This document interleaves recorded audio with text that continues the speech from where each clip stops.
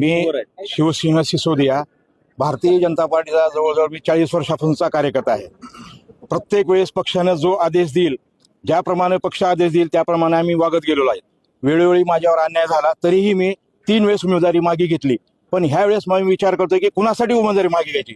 जर प्रत्येक वेळी जर आयात उमेदवार येत असेल आणि स्थानिकच्या लोकांना, जुन्या निष्ठावंत लोकांना जर न्याय मिळत नसेल, त्यांच्या न्याय हक्कासाठी मी प्रभाग 8B मधून, जो की भारतीय जनता पार्टीमध्ये असताना काँग्रेसमध्ये प्रवेश केला आणि काँग्रेसमध्ये जात असताना भारतीय जनता पक्षाचा ध्वज पायदळी तुडवून जो पक्ष प्रवेश करतो आणि त्याला जर काहीतरी आर्थिक व्यवहार करून जर पार्टी पक्षामध्ये घेत असेल आणि पक्षात घेऊन जर त्याला तिकीट देत असेल तर त्या उमेदवाराच्या विरोधात माझी उमेदवारी पक्की आहे. आणि मी निष्ठावंत कार्यकर्ता म्हणून जनतेच्या समोर जाणार आहे. निष्ठावंत कार्यकर्ता आणि डुप्लिकेट कार्यकर्त्याची जनता ओळखेल आणि मला भरभरून मतदान करेल, मी जिंकल. ह्या आशेवर मी भारतीय जनता पार्टीतर्फे आमचं एक स्वतंत्र पॅनल तयार केलेलं आहे अपक्षांचं. त्या पॅनल मार्फत आम्ही प्रभाग 8B मधून निवडणुकीला सामोरे जाणार आहोत. जर भारतीय जनता पार्टी निष्ठावंत कार्यकर्ती जर आघाडी झाली, नमो आघाडी ह्या नावाने आघाडी निर्माण करून आम्ही भारतीय जनता पार्टी निष्ठावंत गट म्हणून आम्ही महानगरपालिकेला निष्ठावंताला जे कोणी आता जे पदाधिकारी आहेत ज्यांनी विधानसभेच्या निवडणुकीमध्ये पक्षविरोधी कारवाया केल्या तेच आता सध्या प्रमुख आहेत आणि त्यांच्याच नेतृत्वाखाली हे इलेक्शन. नाव सांगायचे का? सगळ्यांना नाव माहिती आहेत. कोण आहे आता प्रमुख, कोण आहे निवडणूक प्रमुख, कोण आहे.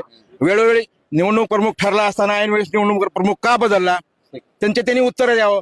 त्यांना आर्थिक व्यवहार करता यावं म्हणून त्यांनी निवडणूक प्रमुख पद आपल्याकडे स्वतःकडे ठेवून घेतलं आणि मनमानी करून एकाच ह्याच्यामध्ये 2-2 कॅटेगरी, एकाच जातीचे 2-2 उमेदवार दिले. कशासाठी केलं हे?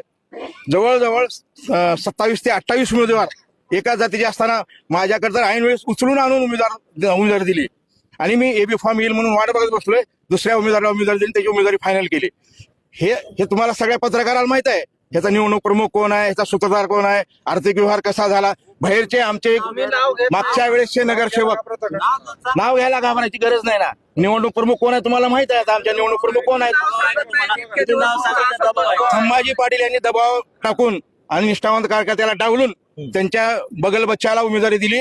जस्त्यांनी आपापला औषधाचे आमदार असो किंवा आपा असो, जस्त्यांनी आपापली उमेदवारी जस्त्याच्या कार्यकर्त्याला घेतली.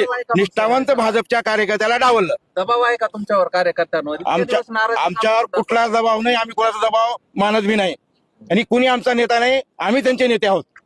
कारण 40 वर्ष पक्षात घातलेत आणि आता ऐन वेळेस त्यांनी एका जातीला टार्गेट करून, माझी जात आता दिसली का तुम्हाला? ज्यावेळेस मी काम करतो, कार्य करतो त्यावेळेस मला माझी जात दिसली नाही. त्यावेळेस चालतो शिवाशी सुद्या, फेटे बांधायला शिवाशी सुद्या चालतो. पण इलेक्शनच्या वेळेस कुठल्या तर ऐन वेळेस जातीचा माणूस घेऊन यायचं आणि त्याला उमेदवारी द्यायची, ही कुठला न्याय आहे? आमच्यावर अन्याय झालेला. आम्ही निष्ठावंत कार्यकर्ते ताकदीनं लढा देऊ आणि ह्यांना हाणून पाडू. निष्ठावंताकडे कमळ चिन्ह नसणार. आमच्याकडे कमळ चिन्ह नसलं तरी आमचा चेहरा कमळ आहे.